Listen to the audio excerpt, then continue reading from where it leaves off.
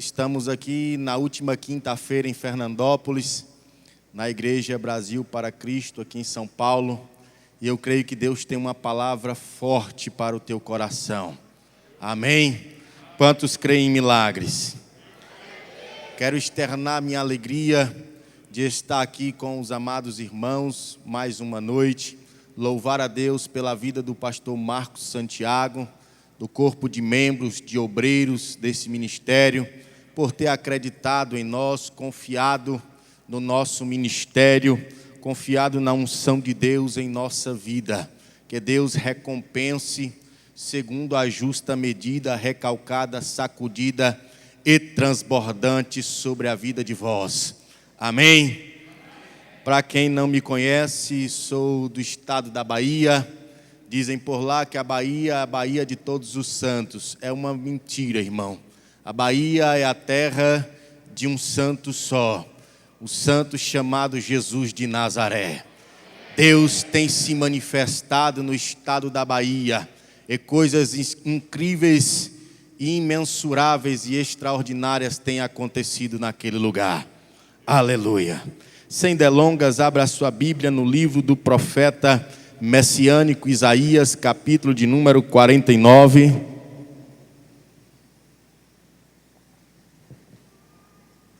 Verso de número 14 e 15 somente. Você nessa noite não é proibido de abrir os teus lábios e dar glória a Deus neste lugar.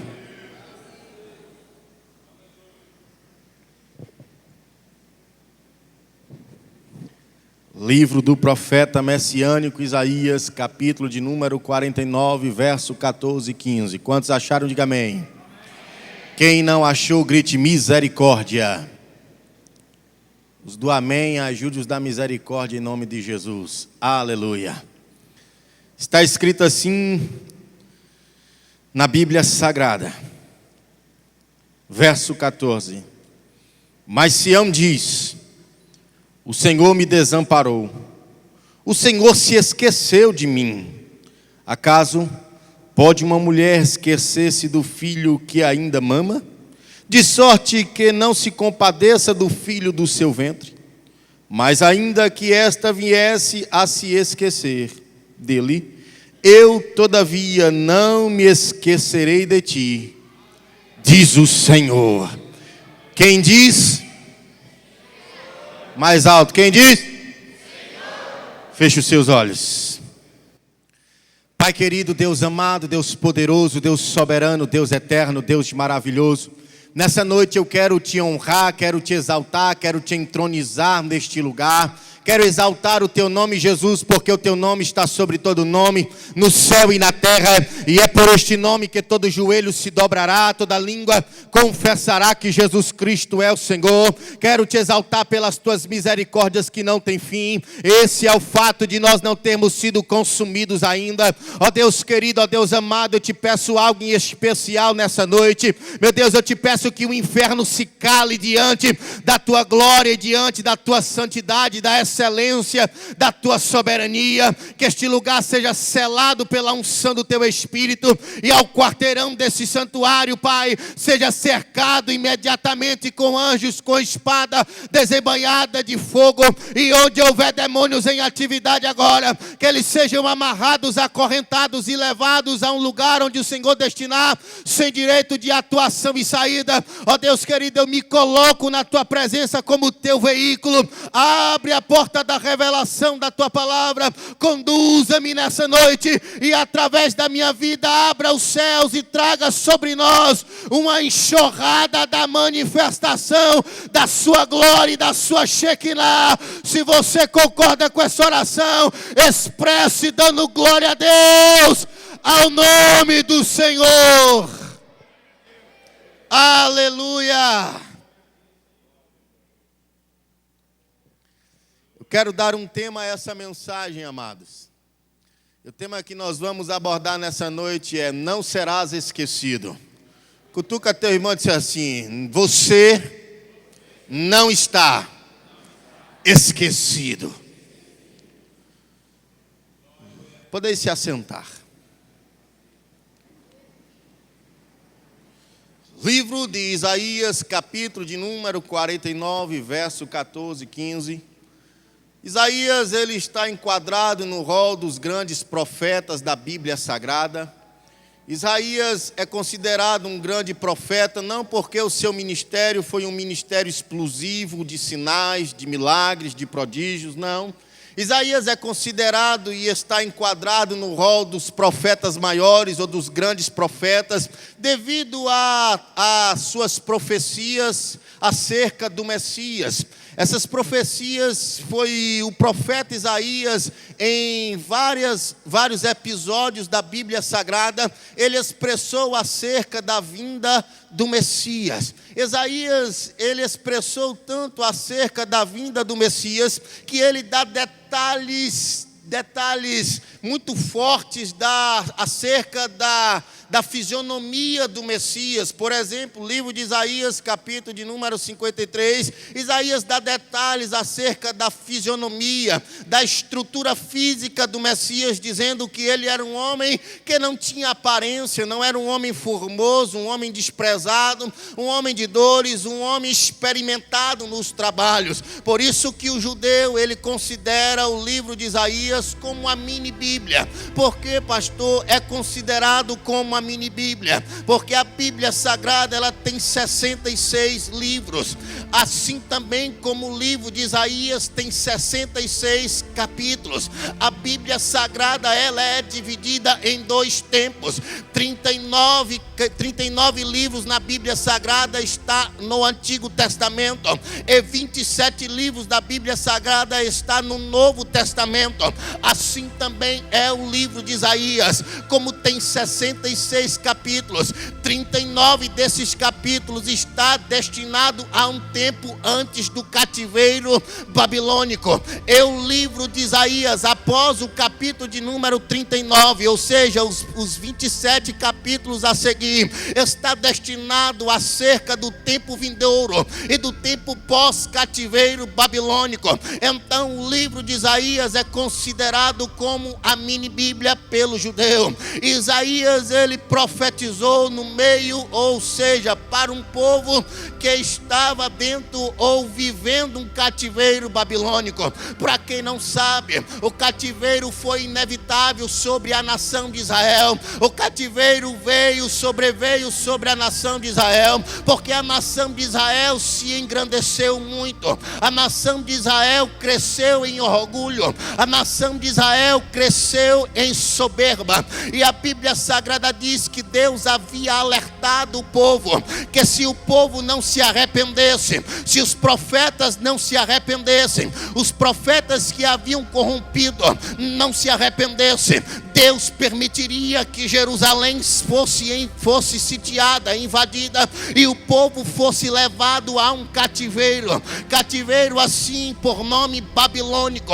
Isso foi inevitável na nação de Israel. A Bíblia Sagrada diz que o povo foi surpreendido por Nabucodonosor quando invadiu Jerusalém, sitiou toda a cidade, destruiu a cidade, destruiu as muralhas de Jerusalém, pôs fogo nos portões de Jerusalém, saqueou todo o santuário de Deus, levou todos os instrumentos e artífices da casa do Senhor, levou consigo toda a nobreza de Israel, que estava incluída como nobres, como pessoas da família de Daniel, Sadraque, Mesaque, Abidnego, pessoas que como da família de Ezequiel. Por isso, meu amado e minha amada irmã, o cativeiro para o povo de Israel durou 70 anos. A Bíblia Sagrada diz que 70 anos de cativeiro fez com que o povo perdesse a sua esperança, fez com que o povo perdesse a vontade de sonhar, fez com que o povo desistisse dos seus sonhos, fez com que o povo acreditasse que Deus havia virado as costas para eles e o esquecido. O cativeiro foi tão duro para a nação de Israel que o salmista dá detalhes no Salmo 137, onde o povo perdeu a estima, onde onde o povo perdeu a autoestima, onde o povo perdeu a essência de adorar a Deus. Tanto é que no Salmo de número 137, o salmista expressa com detalhe nesse salmo dizendo: quando nós estávamos junto aos rios da Babilônia, aqueles que nos oprimiam, eles pediam que nós cantássemos um cântico de Sião, que nós adorássemos ao Senhor. Como nós poderemos adorar a Deus em terra estranha? Como nós poderemos adorar a Deus sendo oprimido, perseguido e tido como escravo, como nação escravizada? O povo havia perdido a esperança. E detalhe, meu irmão,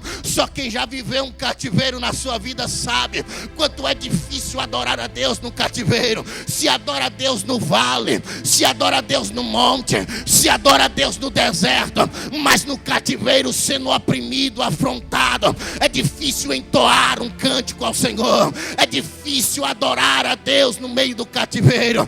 Digo também que no cativeiro é também difícil de sonhar. Não se consegue sonhar no cativeiro. Os sonhos são sepultados, os sonhos são enterrados. Como assim, pastor? Onde você viu isso? Eu vi no Salmo 126, porque o salmista descreve com objetividade, dizendo: quando o Senhor nos tirou do cativeiro, nós estávamos como os que sonham. A nossa boca se encheu de cântico e o nosso rosto de júbilo e de sorrisos ao Senhor. Porque no cativeiro não se sonha. É difícil se sonhar no cativeiro. No cativeiro você está oprimido dia e noite. No cativeiro você está escravizado por uma situação ou por uma circunstância. Então o povo de Israel entendeu. O povo de Israel pensou e deixou que descesse ao seu coração que Deus havia esquecido deles, que Deus havia virado as costas para eles,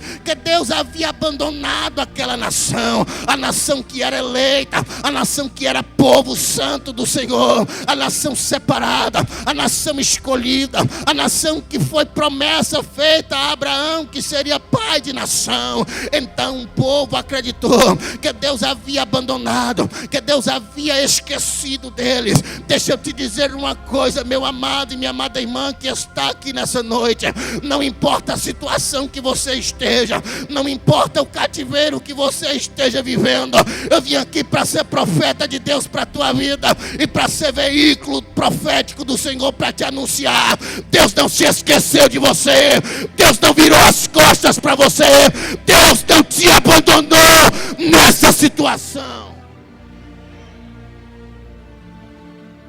Aleluia! Então, meu amado, por a nação de Israel acreditar que Deus havia esquecido deles, Deus levanta o profeta messiânico Isaías, no livro de Isaías, capítulo de número 49, versículo 14 e 15, que nós lemos e diz: porventura o Senhor se esqueceu de nós, porventura o Senhor nos desprezou, se esqueceu de nós. Ainda que uma mãe que amamenta o seu filho é que não se compadeça do filho do seu ventre, se esquecer de vós, todavia eu, Senhor, jamais me esquecerei de ti, ó Israel. Aleluia. Só que tem um detalhe: o esquecimento, ela faz parte da vida do cristão. Quantos não foram esquecidos na sua rota, na sua caminhada? Quantos não foram esquecidos pelos seus familiares? Quantos não foram esquecidos pelos seus amigos, pelos seus irmãos? Quantos não foram esquecidos na sua caminhada com Deus? O esquecimento faz parte do currículo de um grande homem e de uma grande mulher de Deus, que tem chamado e que tem história para marcar uma geração. A Bíblia diz que Moisés foi esquecido durante 40 anos no deserto. A Bíblia diz que Jesus foi esquecido por Maria e José em Jerusalém, no meio dos doutores, quando foram sacrificar e adorar a Deus no dia da festa dos tabernáculos. A Bíblia diz que Davi foi esquecido pelo pai e esquecido pelos seus irmãos quando cuidava das ovelhas, de trás das ovelhas malhadas, nos currais e de trás das ovelhas malhadas. Ele foi esquecido quando Samuel visitou e disse: Deus escolheu um rei dentre os teus filhos. E Jessé esqueceu de Davi. Meu amado e minha amada irmã, os homens podem se esquecer de você, as famílias, a tua família, o teu pai, a tua mãe, os teus irmãos, pastor, evangelista, missionário, pode se esquecer de você um dia, mas o meu Deus jamais vai se esquecer de ti, diz o Senhor. Só que tem um problema: o esquecimento, pastor Marcos, profetas, obreiros que estão aqui, noiva de Cristo. O esquecimento, ele provoca alguns traumas na alma das pessoas. O esquecimento, ele provoca alguns traumas que deixam marcas na alma daquele que foi esquecido, daquele que passou por um momento de esquecimento na sua caminhada, na sua rota e na sua história com Deus. E é desses traumas que eu quero abordar nessa noite. Quero falar dos traumas que vêm na alma daquele que está vivendo ou já viveu um esquecimento. Quero falar dos traumas daqueles que estão passando por um momento e que estão se sentindo esquecidos. O primeiro trauma que o esquecimento provoca na alma do ser humano é a rejeição. Quem nunca foi rejeitado na sua vida? Quem nunca passou por uma rejeição na sua história? Quem nunca foi rejeitado? José foi rejeitado pelos seus irmãos. Jesus foi rejeitado pelos seus, porque a Bíblia diz que ele veio para os seus e os seus o rejeitou. Quem nunca passou por uma rejeição na sua história? O esquecimento traz um trauma chamado rejeição. E quando eu me lembro de rejeição, quando eu abordo o tópico chamado rejeição, eu me lembro da história de um homem que tinha sangue azul, que era da linhagem de rei, e que tinha trono garantido na nação de Israel, mas passou por um momento de esquecimento e gerou na sua alma rejeição. Quem é esse homem, pastor? Quem é esta pessoa na Bíblia Sagrada? O nome dele chama-se Mefibosete. Mefibosete era neto de Saul, filho de Jonatas. A Bíblia Sagrada diz que quando o rei escolhido por Deus, chamado Saul, sentou-se no trono para governar a nação de Israel, a partir daquele momento Saul foi representante do povo de Israel diante da nação. Mas a Bíblia Sagrada diz que um jovem chamado Davi, depois de derrubar um gigante e cortar a cabeça desse gigante, detalhe, levar a cabeça como troféu ao acampamento de Israel, e as concubinas dos reis gritarem: Davi mata 2 milhares, seus milhares, enquanto Davi mata os 10 milhares, enquanto Saul mata os milhares. A Bíblia Sagrada diz que a partir daquele momento a inveja tomou conta do coração de Saul, e Davi começou a ser perseguido.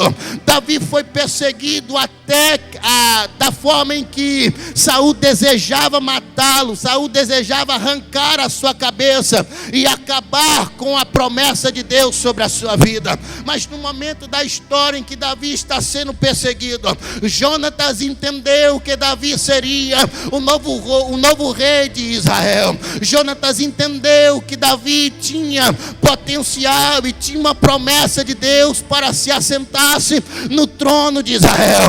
Então o que aconteceu? Aconteceu que Jonatas fez uma aliança com Davi, dizendo: bem sei que o Senhor é contigo, Davi, é que Deus vai te colocar sobre o governo da nação de Israel.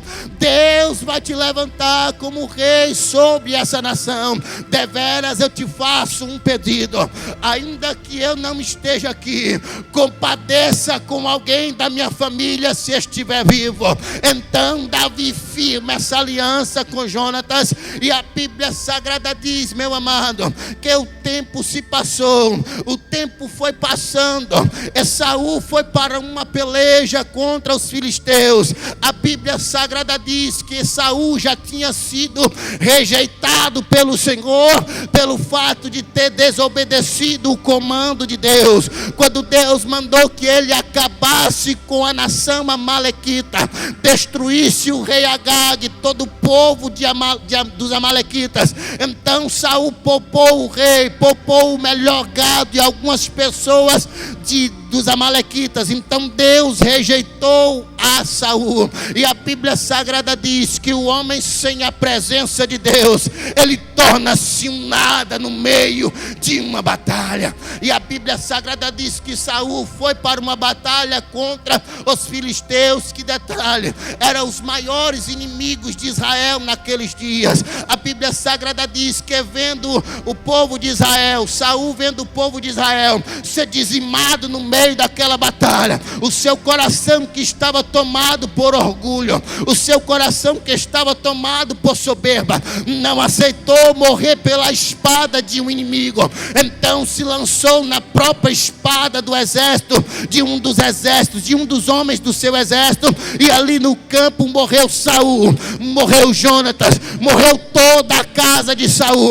E a notícia, quando chegou no vale de Jezreel, a Bíblia Sagrada diz que Mefibosete tinha 5 anos de idade, e a ama, quando recebeu a notícia de que a família real havia morrido naquela batalha, para poupar a semente de Saul, ela pega aquela criança desesperada para fugir do palácio. E no momento em que ela abraça aquela criança, ela tropeça e cai, e aquele menino cai no chão e fica aleijado de ambos os pés. E a Bíblia Sagrada diz que ele vai morar, ele vai habitar na casa de um homem chamado Maqui, numa cidade chamada Lodebar.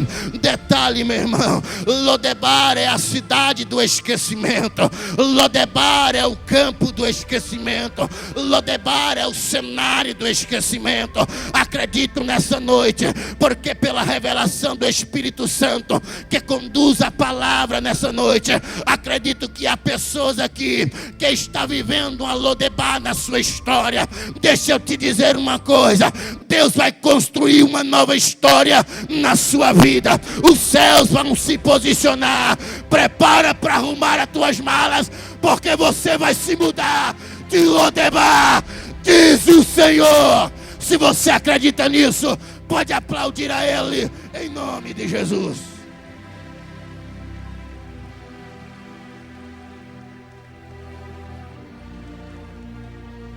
Aleluia.